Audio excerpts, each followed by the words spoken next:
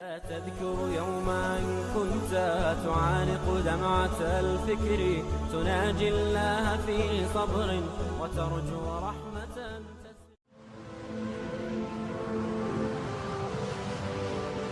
حضرت عمر رضی اللہ تعالیٰ عنہ جب ایمان لائے تو آپ نے ایک ایک کافر کے گھر کے دروازے پہ کھڑے ہو کے کہا کہ تم کمزوروں کو مارتے تھے، میں تمہیں بتانے آیا ہوں میں محمد عربی کا نوکر بن گیا۔ بلکہ آپ نے اعلان کیا جس نے اپنی بیوی کو بیوہ اور بچوں کو یتیم کروانا ہو اور اپنے ماں باپ کی کمر کو جھکانا ہو وہ عمر کے مقابلے میں آئے۔ اللہ اکبر۔ زنیرہ نامی ایک خاتون تھی، بہت کمزور، راوی کہتا ہے کہ اس کی ہڈیوں میں گودا نہیں تھا، عشق رسول تھا، اور اس کا ظالم آقا اس کو مارتا ہے، اور جب مار مار کے تھک جاتا ہے ادھر سے عمر آ رہے ہیں، یہ اسلام لانے کی پہلے کی کہانی ہے، ادھر سے عمر آ رہے ہیں تو اس نے کہا عمر تم جوان آدمی ہو تو یہ چھوڑتی نہیں ہے اپنے نبی کا نام، ذرا تم آؤ۔ عمر کوڑا پکڑ لیتے اسے مارتے مارتے مارتے تھک جاتے ہیں تو پانی پینے لگتے ہیں، تو کہتے ہیں مجھے تیرے پہ ترس نہیں آیا لیکن میں ذرا پانی پینے لگا ہوں، اور پھر گلے کے اندر ڈال کر کے کوڑا اور اس کی رسی کو بل دیتے ہیں اور اس کی آنکھیں باہر نکل آتی ہیں اور کہتے ہیں بلا اپنے نبی کو جو تیری آنکھوں کی بینائی واپس کرے۔ اللہ اکبر۔ تو اس نے آسمان کی طرف منہ کر کے کہا مالک میں کبھی بھی آنکھوں کی بینائی نہ مانگتی لیکن اب تیرے نبی کی عزت کا سوال ہے۔ آنکھوں کی بینائی واپس ہو جاتی ہے۔ زنیرہ کو بڑا مارا، آج عمر گلیوں میں آنکھوں میں آنسو ہیں اور عجیب دل بے تاب ہے، اور کہتے ہیں آؤ بھئی میں حضور کا غلام بن گیا ہوں، تمہیں بتانے آیا ہوں۔ زنیرہ نے موڑ کاٹا تو آگے عمر یہ آواز دے رہے تھے۔ زنیرہ ایک کونے پہ کھڑے ہو کے رو کے کہتی ہے عمر تم تو بڑے اس دن جوش و غضب میں تھے اور تم مارتے ہوئے تھکتے نہیں تھے۔ تو عمر نے کہا زنیرہ اس دن میں نے دیکھا نہیں تھا، اب میں محمد عربی کو دیکھ آیا ہوں۔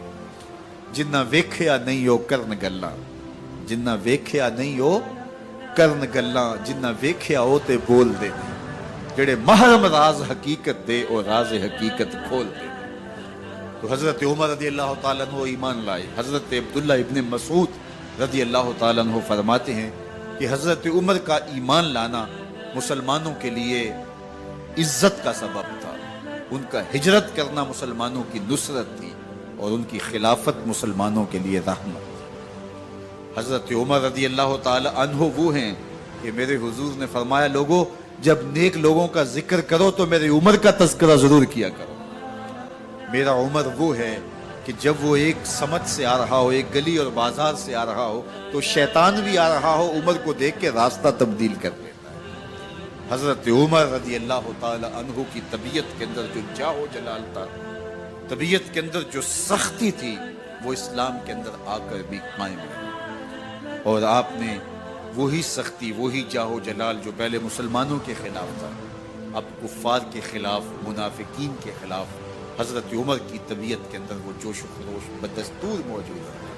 لیکن جس دن آپ خلیفہ بنے تو اس دن آپ نے ممبر پہ چڑھ کے جو خطبہ دیا اس میں کہا لوگوں میں سخت اس لیے تھا کہ رسول اللہ نرم تھے، پھر میں سخت اس لیے تھا کہ حضرت ابو بکر صدیق نرم تھے، اب میں تخت خلافت پہ بیٹھا ہوں، اب میری سختی جو ہے وہ نرمی میں تبدیل ہو گئی، صرف فاسقوں، فاجروں اور باغیوں کے لیے میں سخت ہوں، باقی تمہارے لیے نرم ہوں۔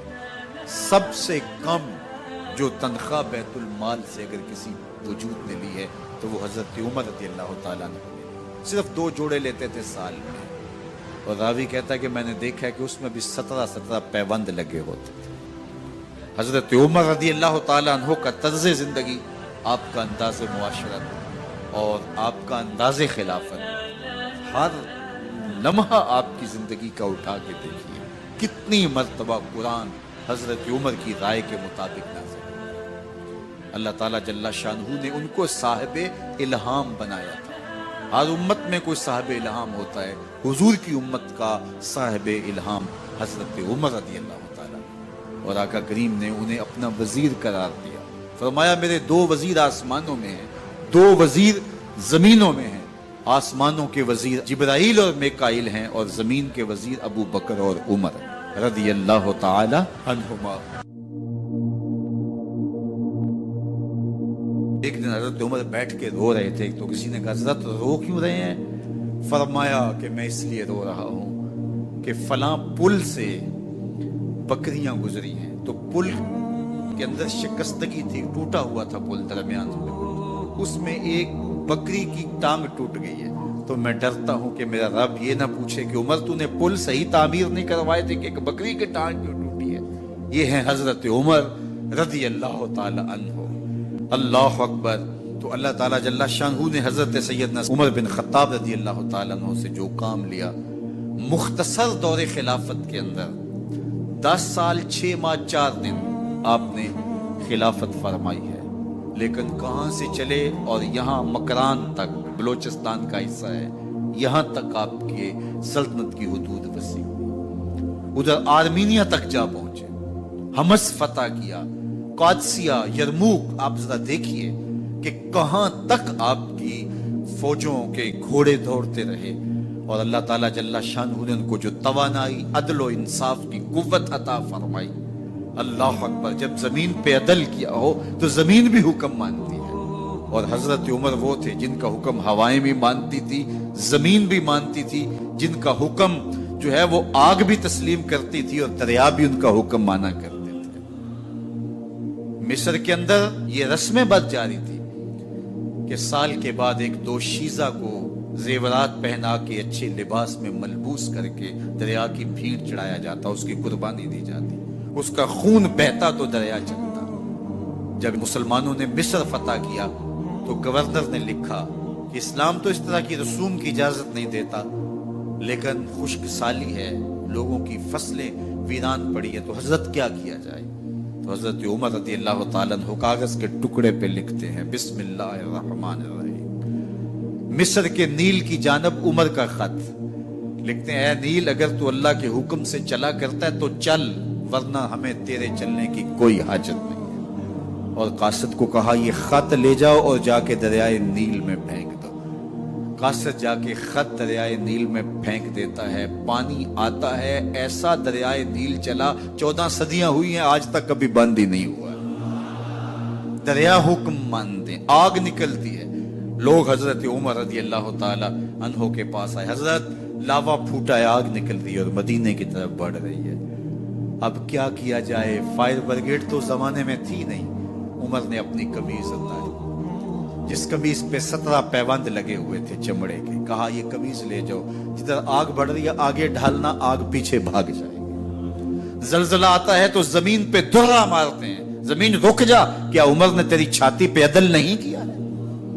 تو یہ عمر ہیں رضی اللہ تعالی عنہ کہ جن کے انصاف کی وجہ سے، جن کے عدل کی وجہ سے اللہ تعالیٰ کی رحمات، اس کی برکات کا نزول ہوتا تھا، اور اللہ تعالیٰ نے مسلمانوں کو وہ آبرو مند حکومت دی۔ کائنات کی تاریخ کے اندر ایسی حکومت آپ نے نہیں دیکھی ہوگی جو حضرت عمر نے حکومت کی ہے۔ اللہ اکبر۔ فرمایا فرات کے کنارے پہ ایک کتا بھی پیاسا مر گیا تو اس کا حساب بھی عمر سے ہوگا۔ باہر سے سفیر آتا ہے اور آ کے پوچھتا ہے کہ میں امیر المومنین کے، مسلمانوں کے حکمران کے محل میں جانا ہے، تو وہ مسکرا کے کہتے ہیں ہمارے امیر کا تو کوئی محل نہیں ہے۔ کہا کہاں ہے تمہارا امیر؟ کہا مسجد نبوی میں ہوگا یا بیت المال کی اونٹوں کی دیکھ بھال میں لگا ہوگا۔ وہ جب گئے تو مسجد میں نہیں ہے، اللہ اکبر، وہاں گئے تو وہاں بھی نہیں ہے۔ پھر کیا دیکھتے ہیں کہ عمر رضی اللہ تعالی عنہ جنت البقیع کے پاس ایک درخت کے نیچے اینٹ کا سرانہ رکھ کے سوئے ہوئے، تو اس نے کہا عمر تو نے عدل کیا ہے، تجھے کچی اینٹ پہ بھی نیند آ گئی، ہمارے حکمرانوں نے انصاف نہیں کیا، اور وہ بند اور محفوظ کمروں کے اندر بھی سکون اور چین کی نیند نہیں سو سکتے۔